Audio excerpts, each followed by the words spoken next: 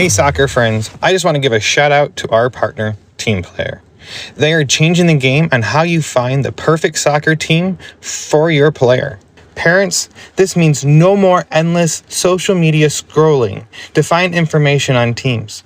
With Team Player, everything you need to know is just a few clicks away. It's simple, straightforward, and lets you find the best coach and team for your player without any of the usual headaches. And coaches, we all know how tough it can be to get your team noticed, but when you subscribe to one of Team Player's team plans, you instantly get access to set up an online team profile that allows you to reach more potential players and showcase what your team is all about. It's super easy and lets players and parents see why your team could be the right fit for them. And if you sign up using the promo code PITCH, you can try any team plan free for 1 month. So whether you're managing a team or searching for one, come on over to www.teamplayer.us. That is TEAMPLAYR.US.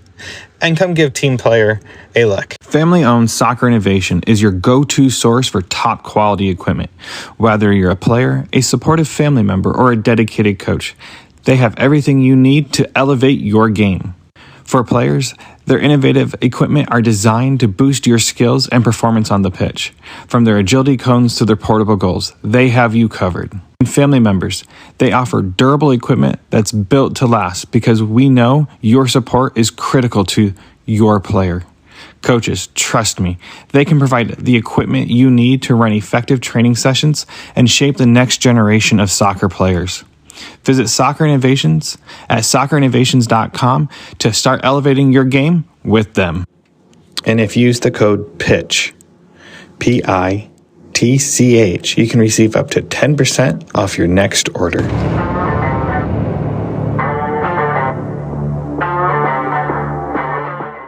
Hello and welcome back to Chat by the Pitch.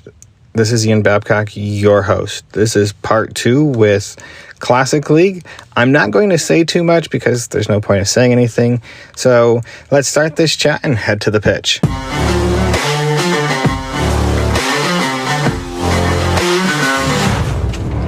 I look at it as a psychological game. To me, at the end of the day, that's sometimes what it is. And the one thing I will say about having the uniform soccer ball, every kid knows what type of ball you're going to be using. So at the end of the day, it makes a much cleaner play because every ball reacts the same then. Just a little tidbit of side information, being the nerd that I am, what to expect, how it inflates, and all that fun stuff. Mm-hmm. But yeah, the rules are very fascinating to me because at the end of the day, you have them there. A lot of times it's for safety, or if it is the law of the game, it's to let the game be managed. My favorite changes are like handball. As a parent, like I've talked to officials enough now, is handball. And I'll say handball on the sideline quietly, but I will not, like, it's so subjective because at the end of the day, it's how wide is their arm span or how low are their arms to the side of their body. And it can all change based from ref to ref. Did the ball play the hand or did the hand play the ball?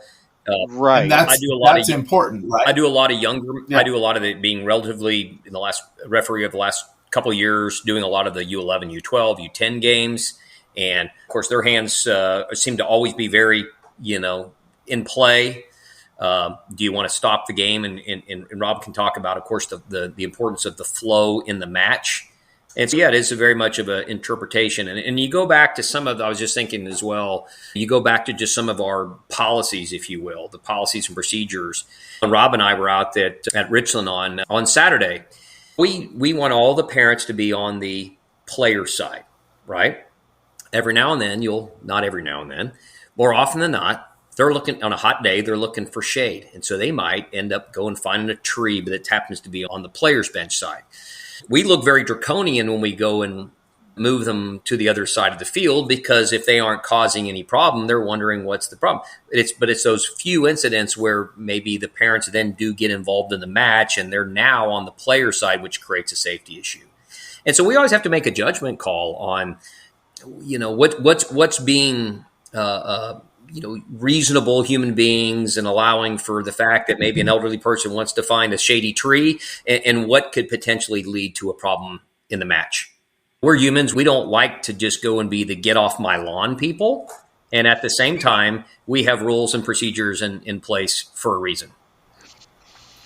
Now, when you guys have major changes in your rules and policies, does it go through the board and it get approved by everyone involved, or is it like, or how do you guys, even when FIFA, however you pronounce it, the federation comes out on the world, comes out on the national level and say, here are the changes. How long do you all take to implement those changes? Because some of them are the handball change, like the hand from the foot to hand is not a handball. And things like that. It's like people don't understand that, and I think you could spend years. Like I truly feel like I have spent 4 years trying to understand every law that's out there. I don't know how many times I've read through the laws, and every time I've read through it, there's a new question that pops up on the apps explaining something from a different angle, and it's, oh my goodness, like it just expounds upon itself. So how often do you make changes that are outside of that, or how long do you all take to get into place to inputting new laws or rules to protect players or to make the game better? There are two groups of questions there. Right. Regarding the association and our laws and or our rules and policies, those rules and policies can be implemented pretty much at any time by a vote of the board. And we try not to put rules and policies in place in mid-season. So any adjustment that we're going to make as an association would take effect for the spring playing season. Now, as Suma mentioned earlier on in the podcast, spring's playing season for 15 through 18s is coming up very, very quickly, right? So any sort of changes in policy will affect that spring season only. As it comes to IFAB law changes, of course, they meet every year and they institute new clarifications or adjustments to the laws of the game that are affected globally. As an official, both Joe and I are, 1, badged under USSF, 2, governed under North Texas. So as members of the North Texas Committee of the USSF, a group of officials, once IFAB comes out with clarifications and or new laws to the game, USSF takes that into account and determines how they want that broken down amongst their member associations. North Texas Referee Committee takes that same group of information and then they pass it down to the 2,500 plus referees that are here in the North Texas area. And so we have online learning. North Texas puts together online sessions where they'll talk about the clarifications. Boys Classic League specifically has a referee meeting prior to the start of our year where the referees all come together and we talk about the rule changes. We talk about the law changes from IFAB, how North Texas interprets those and how they would like us to interpret those as well. And so that's really how that information comes down. Now, you mentioned the handling laws, right? So about 3 years ago, those changed. It went from roughly 3.5 pages in the laws of the game down to, I think it's now 4 sentences and a giant picture. So it's much clearer from a wording perspective and yet more ambiguous because they leave it up to the official. But I think if I remember right in the laws of the game, the first sentence of the law for handling states that not every touch of the ball in the hand is a foul. So from there's a lot of things that as an official you have to take into play. Was the hand in an unnatural position? Did it lead to a goal scoring opportunity? Did the player have the opportunity to put his hand and his body in a different position to receive the ball? Did they have time to think about that? There's lots of little things. Was it a deflection off the own player's body to his hand? Was it a kick from the opposing player to the hand? So those are all things that we have to make in a split second decision on the field. And so I think the laws of the game became clearer, which allows the official to make more of an interpretation, but it makes it a little bit muddier from the touchline perspective as to what was a handling offense and what was not. And I think you could have a whole podcast just in itself of the laws of the game and the interpretation, either here in North Texas from a competitive rec perspective or across the U.S. and across the world, because it happens every day. We have more armchair FIFA officials on the touchline than I think anywhere else in the world here in North Texas. It's amazing. I can't say anything. I won't vouch here for that one. I've gotten better. I've gone 5 games this season without saying a single word, other than to my wife. I didn't hear you on Monday night. I didn't say anything Monday night. I did put my arm up once. That's about it. I think it's also important to note too that the laws change every year. Yeah. They might change just a little bit here and there, or IFAB comes out with clarifications as to what they really meant. They get together, they write it up, and then it gets implemented in real life, and they're like, that's not exactly how we wanted that to go. So we'll issue a clarification, and we'll make changes to the wording. And then that gets translated into other languages across the world. But I think it's important to remember that a lot of the parents, their frustration comes from they remember the days they used to play, or they remember the way it was when they watched their favorite players play, like what the game was then. And I think years ago, there was a level of play that is maybe a little bit more physical. I think the threshold for trifling or careless or reckless fouls may have been a titch higher than it is today. And so I think they're remembering those days and they're trying to bring those experiences into today's play, and it doesn't work. And that's where we get a lot of conflicts between officiating crews and parents and team members and things like that. I think my day job, I work for an airline, and we talk about when we have charter flights, and we charter sports teams, and only certain people can fly those planes because it is $1 billion of salary flying from that plane from one location to the next, and you want to make sure you have the best qualified people. With that being said, how do you find your officials, and where do they come from? And you talked about you have a yearly you have your meetings for everything every morning and then preseason, but where do they come from? Because at the end of the day, like a parent like me, could they go take their certification, go get qualified from playing a rec association, and then come knock on your door? Yeah, so absolutely. You can absolutely do that. And we would welcome you with open arms. We're short 2,500 to 3,000 officials here in North Texas. And it just keeps the officials that we have keep aging every year. And we're not bringing in as many new, younger officials to take their place. But the referees that Classic League has, I can almost guarantee you won't find the level of officials that we have anywhere else. So, for example, we have currently out at our fields, we have in our pool of officials that we can pull from every single match. We have FIFA badges, we have FIFA assistant referee badges, we have pro referees, MLS pro referees. We have national badges. We have national assistant referee badges. We have national emeritus badges. We have regional referees, regional emeritus badges. Since U.S. Soccer changed their structure a little bit and they've made all of the lower level officials what they call grassroots officials. We have grassroots officials, which is any new official that comes in, plus officials who have chosen for one reason or another not to climb the referee ladder.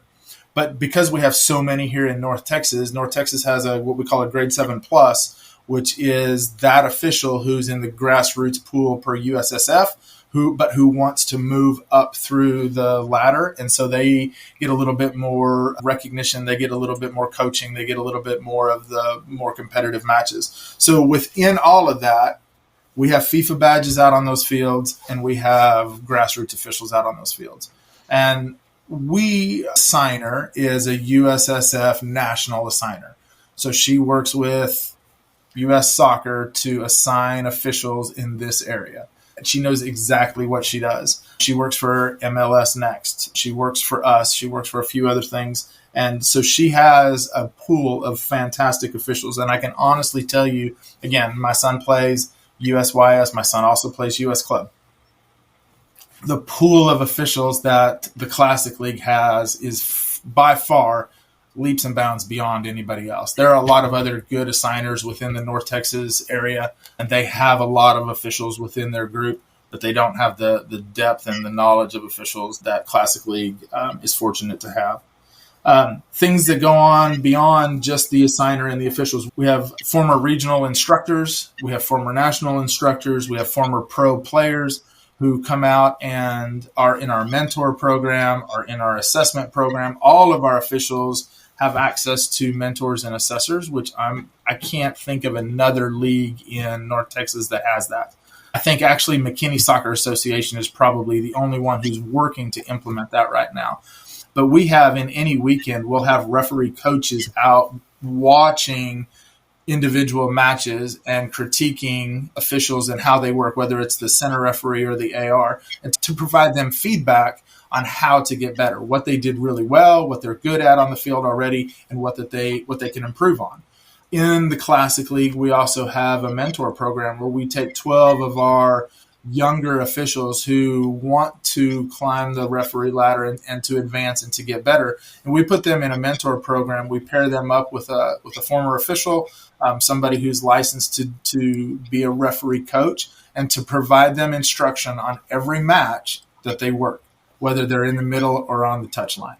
And so it's a 1-year in-depth crash course to become a better official. And it's phenomenal. The level of information that you can get out of that is great. They provide, they provide instant feedback at halftime on foul recognition, on movement, on play, on being able to tactically read play and what the teams were doing, and to technically, per the laws of the game, apply those laws, what were good no calls, what were good calls, what were key match incidents that you got right or that you got wrong. And I can't think of anybody else in North Texas that does that. There's not many leagues nationwide that has that. No. Talking to families all over the country. That's the one thing I love about this game. Suma touched on it earlier. It's a game that brings everyone together, and you don't have to speak the same language. I've heard stories so many times how this game brings communities together just because it's soccer and no one has to speak the same language, but all the rules are the same no matter where you go. So one of the things I've learned and that I've enjoyed so much is I might go out there on a Saturday or a Sunday and work with a young student who's maybe a player at Richland who referees for us on the weekend, who's from Spain or from another country. They may be a more experienced referee than but they might be 20 years old. I could be 30 plus years older than them, and they're more experienced, and we're learning from each other. That's one of the great things about the game of soccer. It brings people together, and then certainly that happens as a microcosm in the referee pool. One of the things I was going to add, as I thought about while Rob was talking, is that Classic League provides college scholarships, and one of the recipients of a college scholarship this past year was not a player, but as a referee. It's a young man who made his choice that he really wanted to focus on becoming a great referee, and he was able to earn a scholarship to college.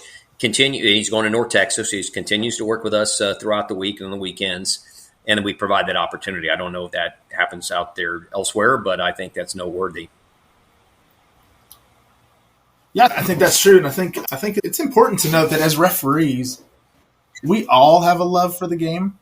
We may have a different background or how we got to it, but I think we all have that same love for the game. We don't want to try to figure out how to say this right, but we don't want to be the center of attention. That's not what we want. But I think what you find, especially in lower level matches or in lower level leagues within the U.S., you get that feeling that it was always all about the referee, or the referee only made foul calls against my team and he wouldn't call anything else for the other team. But I think it comes from a lack of really understanding how the laws are implemented. Soccer is a game of angles and positioning, and from a parent on the touchline, you've got the widest angle of anybody on the field, right?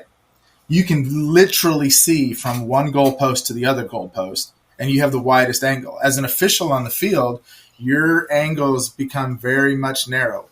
You're focused on where the ball is going to go, where play is going to go, the immediate actions that happen directly after the ball is kicked someplace else. You're not watching the flight when it takes off. You're watching what the players do afterwards and then having to catch up with that play. So your focus is very minimal, and every referee is going to be different. Joe and I have different levels of what we would consider a careless foul. And each match is going to change those levels of what's a careless or a reckless match. Teams that have lots of flow to them, they like to move the ball very quickly, right? And those little touches or those little brushes off the ball, where you might call those in a lower division or a lower age match, you're definitely not going to call in a D1 match or an MLS Next match. That's just not going to happen. So referees like flow. We don't want to be on our whistle all the time. We don't want to be in our pocket all the time. But I think match incidents call for that. And so I think that's where parents, spectators, and even some players just don't understand the level of the referee and what his position is in the match for that day. And I think that just comes from more education. That comes from, it'd be great. Parents, you don't have to be a referee, but take the course just to kind of understand what U.S. soccer is asking of officials today. The course is free to take until you have to pay for your certification. So absolutely, that was the first thing I did. I'll be honest. Like my son, when he started to play soccer, I was co-coaching the team, and so I went and got my grassroots done. And when we had a hiccup on the team and we parted our ways from the team, I was getting ready to go do my D license, and I had to have a team, and I no longer had a team. So what did I do? We went that spring season. We had a game where we did field next to us got canceled because they did not have a ref. And I'm like, I don't ever want that to happen to my kids. Yeah. So I went out and got my certification done.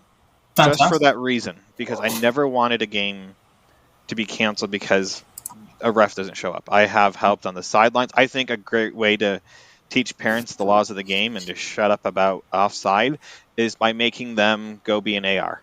And it teaches them very quickly on, you get so focused on the play or the ball or what's going on, you lose focus on the job that you're doing or your role on the field. And that leads me into my next question. So with your officials, are your ARs truly ARs, or are they more linesmen, or do you treat them based on the knowledge they have? Because the center ref they could wave their flag up and the center ref can say, that's not a foul in my book, we're moving on. Or when the play goes dead, they'll go over and talk to the AR and say, what did you see if it happened really quickly afterwards? So the answer to that question is it 100% depends. It depends on the referee and it depends on the referee crew. Yes, they're a part of the referee crew. So they have the ability to flag the center referee's attention for any sort of infraction that takes place during the course of the match. From the minute they step onto the field till the match is over, the referee and the referee crew has the ability to enforce the rules and the laws of the game. Now, you get more experienced referees in the middle and less experienced referees on the touchline. There may be a little bit of the center referee maybe waving the AR down. That's not how I saw it. Thank you for popping the flag. I acknowledge that you did that, but we're going to play on advantage. Maybe there was something that the referee saw. That definitely happens. I will tell you that this is no secret, but referees as a crew, we have a pre-match game plan. We confirm with each other what we want to have happen and what we want to see. So as the center referee, I'll tell Joe, this is really what I want you to focus on. I know this team runs a high offside trap, so your primary focus for the next 90 minutes is 100% offside. And anything that may occur as a foul in close to the corner flag, because I'm going to stay back a little bit in case that there's a fast break or something along those lines. I may not work as deep. I'll give Joe that information. Joe, I also want to make sure that we never take our eyes off the field. So we'll practice TLC, trail lead center, when it comes to recording information and things along those lines. And then on throw-ins, you take care of the thrower. I'm going to manage the landing zone. So I'm not going to look for whether his hands were behind his head or his feet were touching the ground. Those are all things that we're going to give in a pre-match. Penalty, outside. There's all sorts of visual cues. Joe? Oh, I was going to say the other night I was working with a referee, and his instruction was, you watch the feed, I watch the hands, right? So it can vary by referee, but that's typically discussed. Yeah, and I worked a Dallas Cup match, not this last year, but the year before. I had a FIFA badge in the middle, myself. The fourth official was a CONCACAF official, and the official on the other side was another USSF official. And the pre-match game plan went just like this. I don't ever want to see your flag come up unless the ball's out of play or the player was offside. Other than that, I've got the match. Okay, so we know as a referee crew, he's going to make all of those calls. And we're not interacting with him the way we would with other officials. And so, but that's how that match went. That's how that game went. And so, right or wrong, indifferent, that's what happens. And I think it can be frustrating from a parent's perspective as, hey, AR, why didn't you help call that foul?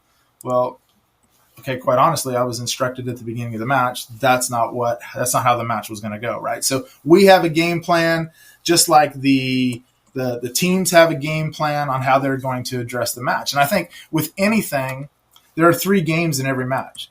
There's the actual game itself, all 22 players. There's the dark arts, which we know happen within a match. And then there's the referee crew. And so I think what frustrates a lot of people a lot of times is that the coach and the players are able to adjust to the other team, but they don't adjust to the dark arts and they don't adjust to the referee crew. Gotcha. So now, going based off, since we've talked about the laws and everything, how do you hold, I know there's procedures on giving cards to coaches, parents' conduct on the sideline. As a whole, how do you, as a parent, if a game's getting chippy, if I start seeing fouls being called more and more, I think as a parent, it could either go either way. No matter what you do, it can go either way. It either escalates or de-escalates the problem. So parents can understand from the official side of this,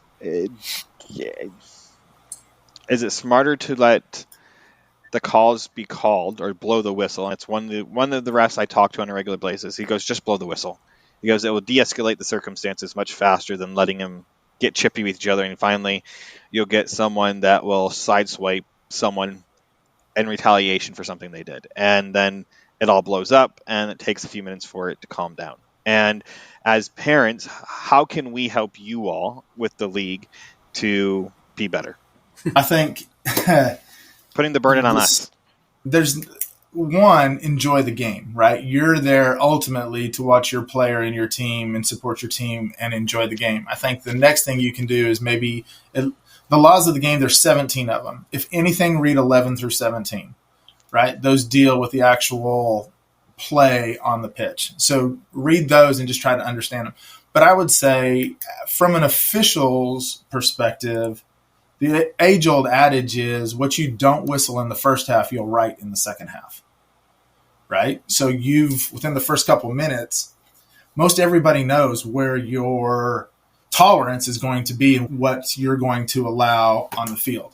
But I would say that the really good officials, they can read the match. As the match gets heated or as things come together or as there are more critical match incidents, you should probably be on your whistle a little bit more to maintain some control.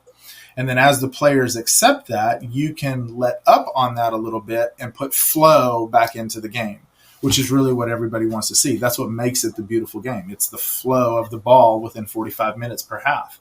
And so you can move your bar for careless and trifling fouls up and down as the level of play and the players dictate or how the match dictates.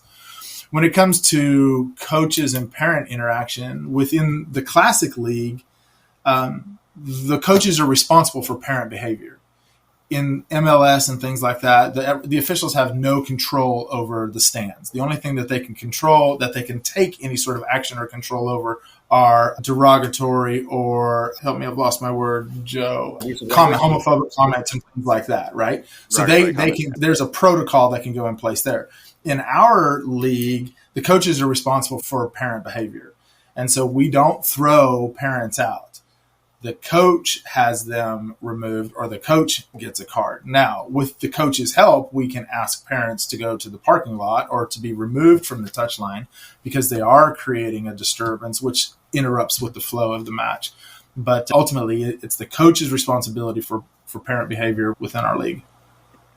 Thank you. They'll get the card one way or another. Right. Now, we have rules in place that once from the A&D side now, I put my A&D cap on, we have rules in place that if we can identify who the parents are, we can put touchline bans in place. We can put monetary fines in place for the parents and the team and the club for poor behavior.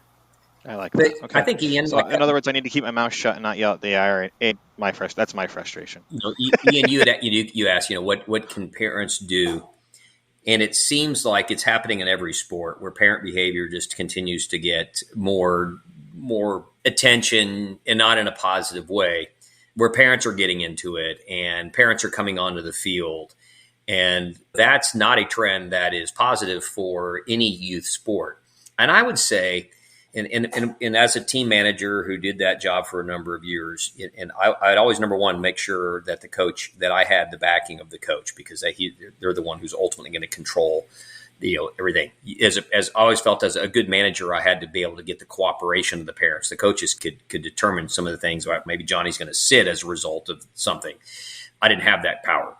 Is try to provide people the perspective that we put our children in sports not so that they can go to college and become professional athletes. That does happen, but to a very, very small minority of players. It's so they can learn the lessons of teamwork, of working hard and coming together, sportsmanship, and how to rise after a loss, and how to manage even winning. And as parents, when we go out there and we invalidate every parental lesson that we ever wanted to bestow upon our children so that they become good adults because of our behavior, and we become embarrassments to our children, that's not a positive thing for that family, or certainly for the game of soccer or any other sport. So I would just say to try to maintain that perspective that we are still setting examples, and more is caught than taught, right? You can tell your kids all you want, but they're going to watch us, and we are models of behavior for them. I like that. Thank you. I could sit here and talk laws all day long, because this is one area that I truly love of the game, because it's fascinating. But I'm going to have to shift directions here, because there's other things I feel like we need to talk about. The big thing that hit social media last year with Classic League that made the nationwide pages for Facebook is the player pool.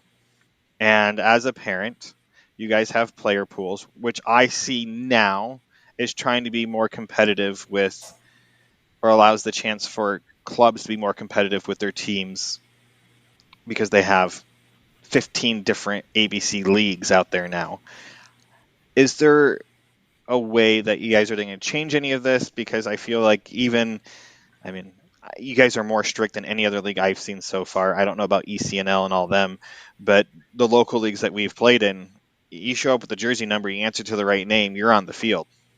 Because the player card doesn't have a picture on it. And how are you guys cultivating this player pool policy that you have? Because as a parent, I can see it playing one of two ways. My kid's coach is very strict. Like, he doesn't want to carry a lot of kids on his roster because he wants playing time for all of his players. Especially at the younger ages, my son is very fortunate and gets to play with the older age group also. And we know that he might get 0 minutes in a game, or he might get 10 minutes in a game. And we're perfectly fine with that, because our perspective is about the development of him as a player. But how are you guys going to control the player pool? And there are the rules in place for it that has to be within the club, and they can't play certain.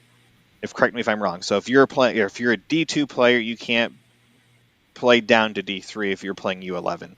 And if you are a D1 player, you can't go down in the older age groups. But if you're jumping age groups, you are more than welcome to play in any division in that. And with the player pool, do they have to be part of Classic League, or do they not have to be part of Classic League to start? Let me touch on something. Somebody else can jump from there. Number one, I think the important thing to understand is why we did that. And I'll just tell you, from the previous rule was club player pass, and where we'd allow up to 3 club players club pass players per game. And those would typically either come from a younger age group. It could be a Division I player playing up, or it could be somebody on a Division II D3 playing D2, D2 playing D1. Challenge is it caused a lot of heartache and a lot of consternation and a lot of challenges, because coaches are working full-time jobs, managers are working full-time jobs. There's deadlines on Thursday by noon to meet the Saturday deadline. That inevitably some human error would come in and those players wouldn't get added. I know that as we get to the spring, oftentimes in the older age groups, you go out there to officiate a match, and these teams are showing up with 8-9 guys. Who's these high school players who had prom the night before, or homecoming, things of that nature. I think so. Number one is just understand kind of the why. right? Number one, we wanted to solve the club payer problem. Now, we do allow that system as well, but also we want to have a competitive match on the other field. It doesn't really benefit you to have your son show up to play in a competitive match and only have 9 players on the other side, right? So we wanted to open that up. Now, somebody else can take it from there. Rob, you want to, or Suma? Yeah, sure. We still have our player pool policy it's a little broader than what it used to be when it was originally instituted. But basically what we're saying is we're allowing a team to put up to 30 kids on a roster. And that makes it easier for that team to make sure that they have enough kids to play. It took the pressure off the managers and our office, our registrar, for the deadlines to make sure that those kids were on the roster. And that primarily came from the club pass player rule, which, by the way, is still in effect. The teams now have an option. They can pull club pass players, and they're still subject to all the rules of the club pass player within Classic League, or they can simply just roster them on that team, whether they play them or not. At least they have that person who is on there. And so I think it was just designed to make it easier for clubs to make sure that they had enough players to put 20 on the bench. Actually, 18. Sorry. 18 to 22.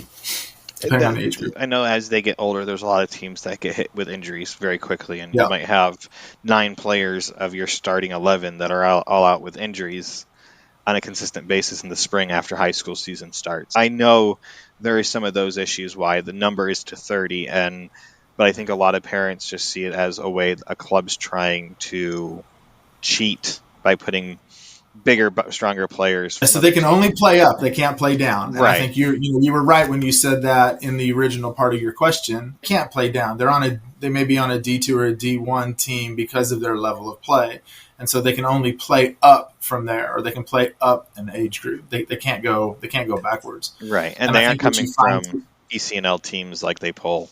And all these other they have to be registered and rostered on a USYS North Texas team to be able to play in our league, which is why we look at video ID cards that have a picture, which is why we every year tell teams and managers, please update your picture. We can't take a U18 vid card and have his 5th birthday picture still be on there, right? That doesn't work. And there's a lot of teams that you look at that and you go, there's absolutely no way that's you. We caught one the other night and wouldn't allow the kid to play. So he knew his birthday. He knew his jersey number. There's no way that the image on the video card matched the kid who was standing in front of us, and we wouldn't let him play. That's as much as it stinks for the player not being able to play, but it's great to hear that you're trying to keep the integrity of the game going.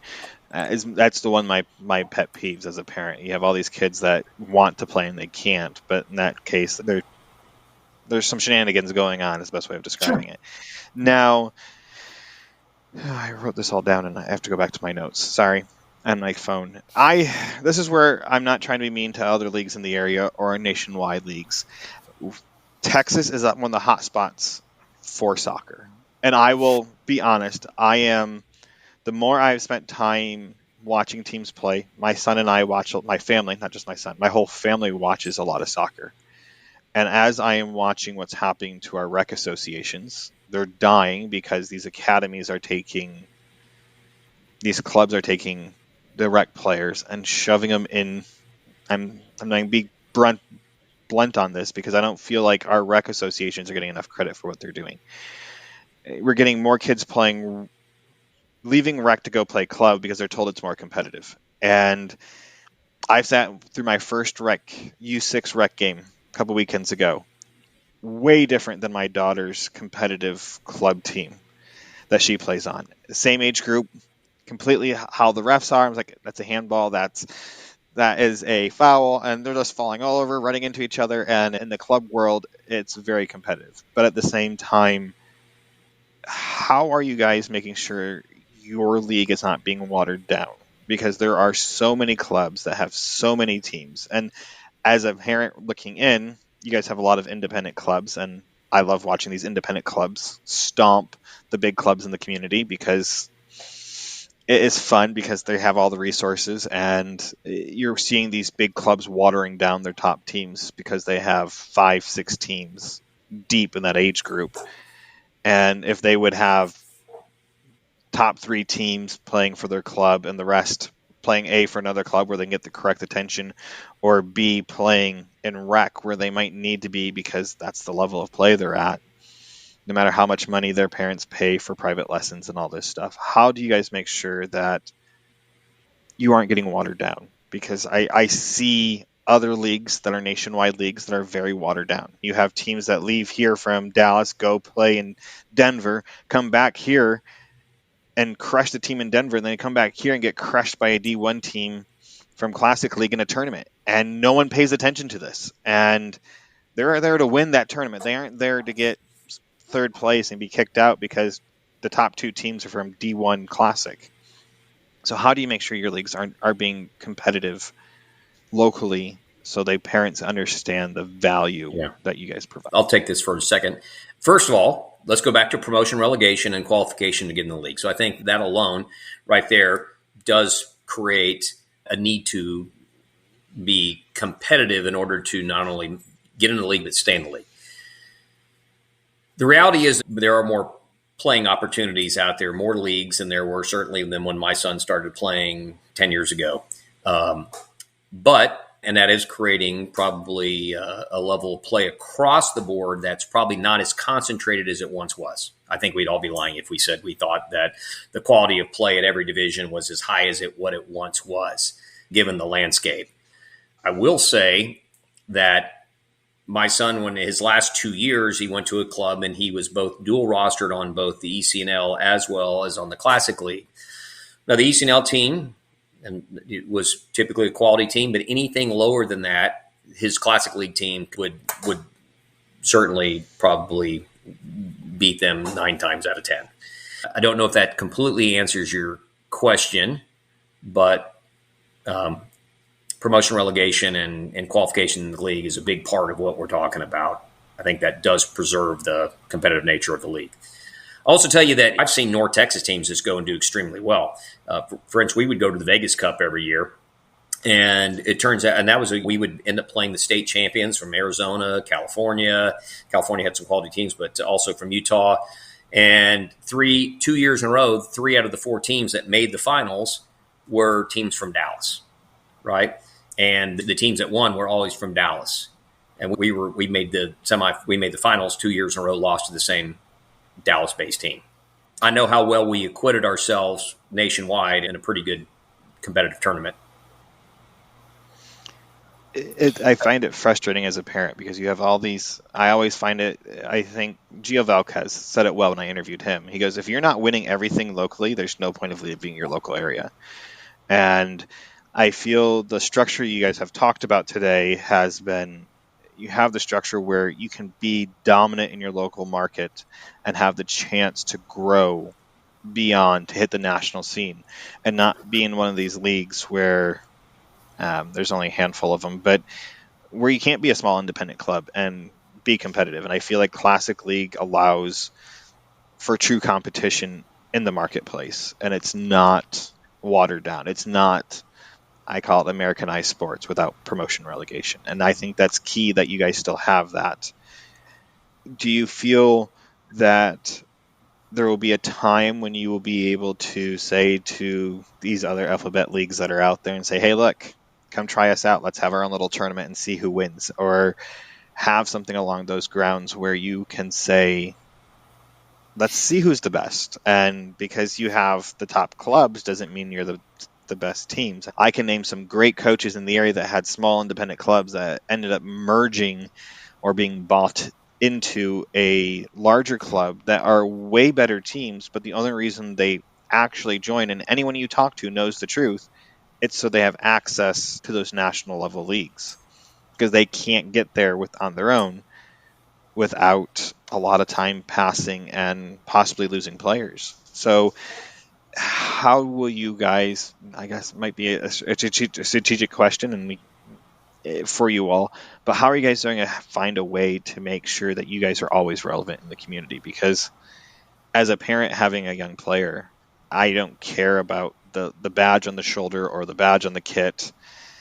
It's truly, is the coach developing? Is the club truly looking out for the best interest of the players? And how are you guys going to help navigate that in the near future? Because the market is very crowded. I'd say that things have changed rapidly, probably in the last 3 to 4 years.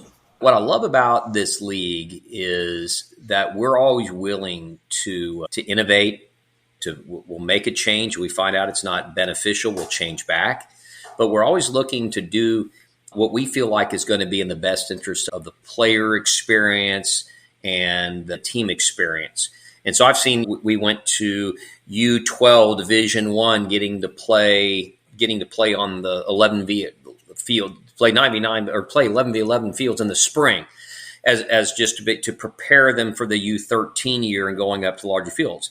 I think we still need to basically vet out that experiment. That those are the kind of things that the league is willing to innovate, willing to change, go to a player pool, go to and so you have the longevity that you talk about, the tradition going back to 1978, and yet you have the willingness to innovate and try things to improve the league.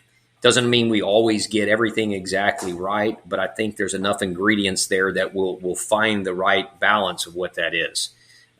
I do love the fact that we have seen the rise of the independent clubs, because we're now providing an opportunity, and the landscape has provided an opportunity as more of the larger clubs are playing in some of those other national leagues that you're referring to. That does give opportunities to these independent teams. Everybody loves a good Rocky story. I do like that idea. We might have to go talk about whether it be some type of tournament, some kind of an event where maybe you match up your champions. That might be fun.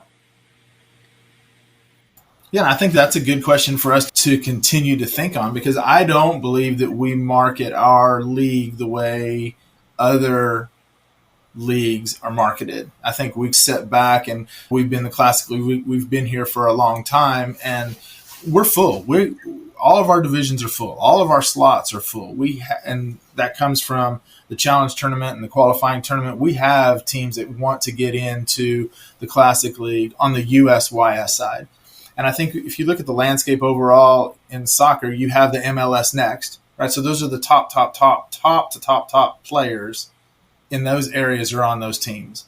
And then you go USYS or you go US Club Soccer.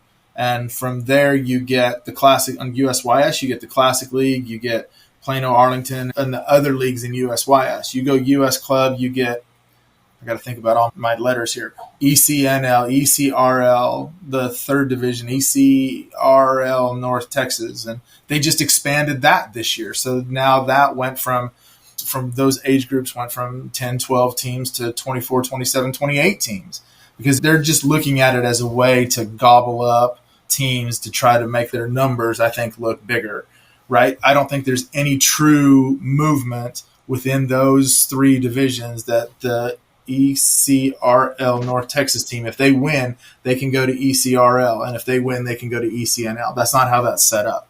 You're ranked. These are the best players. These are the next best players. This is the rest of everybody else that we were able to bring in. But through us, we allow teams who may have played in Arlington, who may have played in Plano, or who play in Tyler, or who play in Abilene. You want to play a little bit better soccer? You want to have that experience? Come to the Classic League. Challenge into our league. You're going to be in D3, and within the end of the year, if you're that good, you could be in D1. And then you have the ability to win the top two spots in D1, and you play in the Dallas Cup. I'm pretty positive the other teams, the other league, US Club, can't say that. You want to be in the top four in your division, you can play in the Frontier League. I'm pretty positive US Club Soccer can't say that.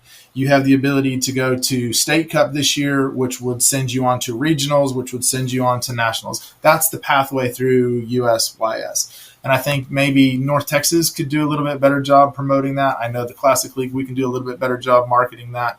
But that's truly the way that leads to the success on USYS, where US Club Soccer seems to be, oh, we're going to have another tournament because this group of players, they can't go anywhere. So we'll have a tournament in Denver to let them play, to see who's going to be champion of Division 3. You might want to bring up MLS Next now, too. We formed a partnership with them. They're actually playing their MLS Next games on our fields when we're not using them. And they're practicing on our fields. And it's also another pathway for our kids to go from Classic League to the MLS Next. And in fact, they've been taking a player here, taking a player there. And most coaches, if they're really wanting the best for their player and that kid is that good, then he needs to be on the MLS Next team and not just stay in classically. I did not know that. That's really impressive that you were able to make that tie with the MLS Next program, because to me that is, if you're one of the founding teams, part of that. I mean, there's a lot of clubs involved that are not directly connected to an MLS team in the league, but they do compete and they do have a different recognition level on a national level than all the other alphabet leagues. We have a board member this year who had his son go out there and he made an MLS Next team. It's an option, and a very good one. I love hearing that. And a very good one. Now, my son's team also had players that left the team that we're on now, and they both play for MLS Next. That's awesome to hear. I know your son, you told me he was playing up, and that was a U13 match, right? So he's still got a lot of years left. And I also think about, these are student athletes. Most of these kids at this age are playing. My son played every sport up until high school. He played football, basketball, ran track, ran cross country for his school. It would have been very difficult had he been in a program that required all that weekend travel and the entire weekends, and sometimes maybe even an entire. I can remember several times just having to drive to Tulsa for one match, and it taking the entire day, leaving at 7 a.m, not getting home till 9 o'clock at night. I don't know what that does. A steady diet of that over a number of years. We only had it the last 2 years, but I can tell you, I don't believe that he would have lasted through his U18 year if that was a regular occurrence his entire playing career. I just think kids want to be with friends. They want to do other things. They want to go to birthday parties. And if they can come out and play a match on a great local field with great competition, with great referees, and still get to go be a kid and do all the other things that enjoy family time and friend time and the other things they do at school, I think that's a tremendous advantage for our league. And I think people will realize that over time. I think families need to understand everything that goes on. My son's 10. He plays on a U11 and he gets to go guest play for a 2012 team. He's a 2014. He gets to go play 2 years up because that's the team that his coach has. And as a parent watching this, and we talk about it heavily in our home, is we're worried about the burnout factor of these young kids. Will he burn out by the time he's 13 because we pushed him so hard? And I don't feel like we push him because he dictates what he wants to do. He came home from school the other day. They were running laps in PE, and the PE teachers are doing a run club. Here's a permission form. He brings it home to us. He goes, "Can I join this?" I'm like, "Sure." It's like it's us as parents having to realize there's so much more outside of soccer than what they're doing in their childhood. I talked to a parent the other day. We talked about just enjoying the games, and I can't enjoy a game when my son's not playing on the field. So I'm analyzing what's going on in the field when he's not on it. When he's on it, I tend to enjoy it more because I'm watching him play and doing his thing. And I think that's what's missing in our society is that it's the win at all cost, and not every kid is cut from that, so to speak. That it takes a very particular kid. I always like the quote that 0.5% of all kids make it to a professional level. And if you want to talk sports across all sports, that's a very small number. But my question to add on to that is what point of that 0.5% of that player pool practiced every single day on their own, did not have their parents driving them to private training sessions. And I think that is what you're talking about, Joe, is will they get burned out in those last 2 years with all that travel? And not every kid's cut out for that. What's their relationship with the game post-playing career? Do they still love the game, or do they regret the time that they spent because they were maybe asked to give up more things? And believe me, the world is going to. I think you're completely right. These elite athletes are going to drive themselves, and they're going to strive to be in those leagues and situations that are more demanding. But the vast majority you identified in is 99.5% is the rest of them. So I want to mention a young man that came in, and he won our top scholarship last year. A very impressive young man. He came to us because U19s were usually backfilling because so many U18 teams graduate. So whoever has a U19 team will take. And he approached us and he said, "I've got 18 to 22 boys that played for the bigger clubs and got burnt out and stopped playing their junior year." And he said, "If I can get them together and we make a team, would you allow us to come play U19?" And we did. and they had a great experience. One of them, by coming back, he played in the Classic League, and then when his club went to the other league, he obviously wasn't eligible for the scholarship anymore because you have to be in the Classic League or associated with it to get it. So by coming back his senior year, he was able to do that as well. But this year, they've gone on. I don't know where he goes to school, or I do know where went to school, but the guy underneath him is doing the same things. We have another U19 team, which is a bunch of kids that love the sport, got burned out on it because of what was going on over there, and wanted to come in and just play. And they play, like I said, we play a jumbo season in U19. They just played, they had fun. Several of them made the Senior Bowl, so they had that experience as well. In fact, one of the Senior Bowl players didn't go to college after that was part of this group. Do you know the Comstocks, Joe? Yes. Okay, her son is playing in England now. Right, Sean. Yeah. So this was an opportunity that they had, and they didn't want to give up the sport. They were just burned out on the way they were having to do things. And they came, he put the whole thing together. He came in and introduced me to the young man from this year, and they're playing in our league again with the same kind of group. Kids that quit because they realized they weren't going to play in college, but they still wanted to play soccer and have fun. I love hearing that. I'm not taking up too much more of your time. I'm going to ask my favorite question at the end of all my interviews. So each one of you can take a turn. I guess it's however you want to answer it. So as an official, as someone that's part of soccer, and someone that's part of Classic League, if you played or if you coach, who has been the greatest influence you on each one of those roles that you've had throughout your life with the game? And how have they affected you today? Who wants to go first? It's a very strange question. It's interesting because everyone has a different person that influenced them differently. I talked to a food nutritionist one time, and she said the person that influenced herself was herself in college because she finally learned what it meant to prep for those marathons, to prep for all that stuff. And it was truly herself motivating her because she didn't have anyone else. I've had people talk about their parents or their kids, or I had a coach one time tell me another coach that they actually being mentored by at the time. So it really comes down to who motivates you to be what you're doing in this beautiful game that we all love. So I'll start. I'll be honest with you. It's my kids, and especially my older two kids, because I managed both their teams almost all the way through. I actually gave both teams up at U6, and we put a male manager in there.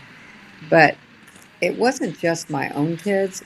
I took on all the kids on that team. They were all my children. And to this day, and they're older now, and they're in their 30s, some of them are in their 40s, they'll call me and I'll go out and have a drink with all of them, or I'll go have a meal with all of them. And those relationships to this day for my boys, their club teams. And again, I say that because their club teams, their core group made it almost all the way through. They added a player here or there, but the majority of the players were there from U11 all the way through. They're best friends still. They still communicate. They still do a lot of things together. They watch World Cup together. They all have different Premier League teams. They get on text chains. And I spent a lot of time helping a lot of them communicate with colleges when it was time for them to look at colleges. So just watching them, watching their successes.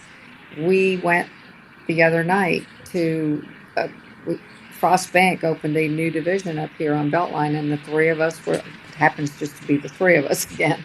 We're over there to accept a check towards our scholarships. And that young man is one of the young men I'm talking about. He picked up the phone and called me and said, we want to do this. And I'm proud of him. He's head of that bank now. And he was part of this group. It's a kid. I'm here for the kids. I'm not here.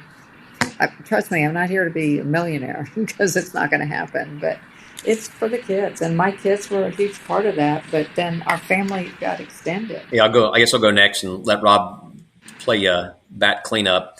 For me, growing up as just a young kid at Catholic parochial school. We formed a kind of a school team. We called ourselves, we were the St. Monica Saints. And it turns out one parent realized we had a kid named Matthew, we had a kid named Mark, a kid named Luke, and a kid named John. And my name is Joseph. And we had one kid who had a sister named Mary, right? And we had a kid named Jesus, right? We had the entire gospel writers and the Holy Family all covered.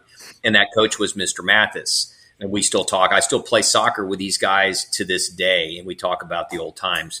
If it weren't for my son's involvement in the game and the fact that I saw him make a commitment beyond any commitment that I ever made, we looked at it as a recreational sport. It was something to do with our friends.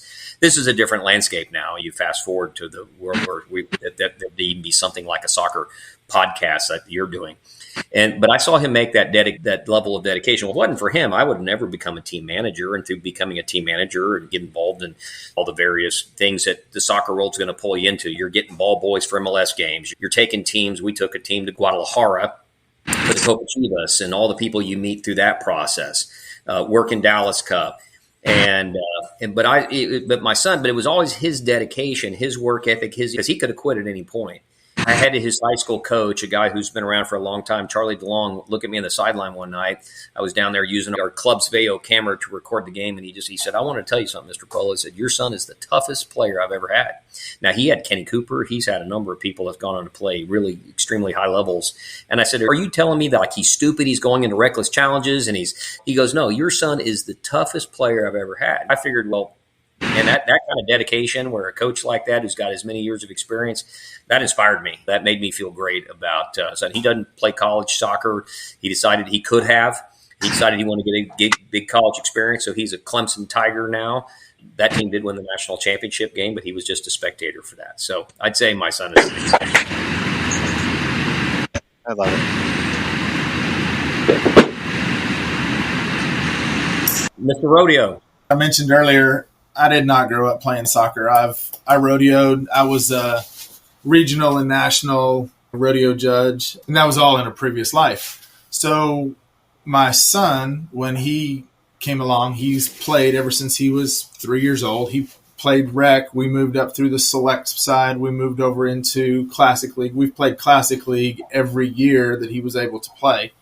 And I can remember, I guess he was probably 6 or 7, and I was that dad on the touchline. I was that dad like, "I can't believe you didn't call that foul. Are you blind? What's your deal?" And after the match, the referee came over and he said, "Hey," he said, "you think you can do a better job?" And I said, "Dude, I know I can do a better job." He gave me a $100 bill and said, "Go take your course. Go take your course and see if you can do a better job." So I did. I studied the laws. I took my test. I passed my test. North Texas sent me my badge. And my very first match out was a U16. I was in the center. I got smoked. Didn't know what I was doing, completely out of my depth. And it took a long time to understand that there's more to soccer than just being a parent on the touchline and things like that, right? There's more than to being a player and just dropping them off at practice and watching them run drills. There's a point to everything. But so I saw that referee probably 3 years later. We were both working a tournament together, and I stopped him and I gave him his $100 bill back and told him that I apologized for everything that I had called him to his face and afterwards. But I truly enjoy soccer. And so I was refereeing some local associations here, and we got into the Classic League. Tegan was U11. We went through the qualifying tournament. We got in. I had gone from one association over to watch his match, and I ran into the assigner at Classic League, and she's like, "Hey, I don't know you. Why are you dressed like that?" And I said, "I was just working another league. My son plays here." She's like, "You need to come out and be an official here." So she recruited me. I worked over to the Classic League side, and I think from there on, it's all the people that I get to work with is the reason that I stay. So I work with Joe. Joe and I work on the pitch together. We work off the pitch together. I get to work with Suma in the association and to help run and make this league a little bit better, a little bit stronger for everybody. And I think that's probably what keeps me driven. So my son, this is his last year, and I'll still referee out there, and I'll still work for the Classic League, even though his soccer playing days are down to just months. Hey everyone, I hope you all enjoyed this week's episode of Chat by the Pitch. This week with Suma, Joe, and Rob was a great experience for me as a parent. Learning about Classic League, the history of it, what they're doing, how it's set up. I think if you haven't taken time, go look them up. If your kids aren't playing in Classic League, go look them up. See what they're doing. As a person that's a firm believer in promotion and relegation in competitive soccer, you have to have leagues that allow that. And I like how they do it. They break it over 6 months. You get promoted after 6 months. You get relegated after that. And if you're not performing, you know where you end up. And at the end of the day, I think that's critical. I think you should have to work hard to be successful. I think it shouldn't just be handed to your club because you put X amount of teams in a league, or you just buy your way into it. You have to earn your way into the league, and then you have to maintain your status. And that being said, that is amazing. And there's nothing like that out there. The MLS Next, any of them. There's no promotion, there's no relegation, and I think that's critical for youth development because it pushes your players to go play against the best in their age group. And at the end of the day, if you want to go learn more about Classic League, go check out their website, go check out their social media. They talked about the Senior Bowl, which I interviewed earlier last year, or late last year actually. And they have their own showcase. They have all these things set up for the players to be successful. And it's up to us as parents to evaluate this league and see what it's worth. And at the end of the day, you may not agree with it, you may not like it, but what are the other leagues trying to do to give a chance for the best players to be in it? That is not a buy-in system. Hey everyone, if you guys have enjoyed this podcast, have enjoyed what I've been trying to do, the messages that I'm putting out there, please give me some ratings, some stars on all the podcast sites that you listen to this on. Give me a review, share this, share with others. The more I can make this grow, the more I can continue doing this.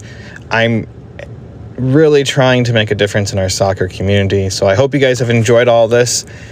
And until next time, I'll see you at the pitch.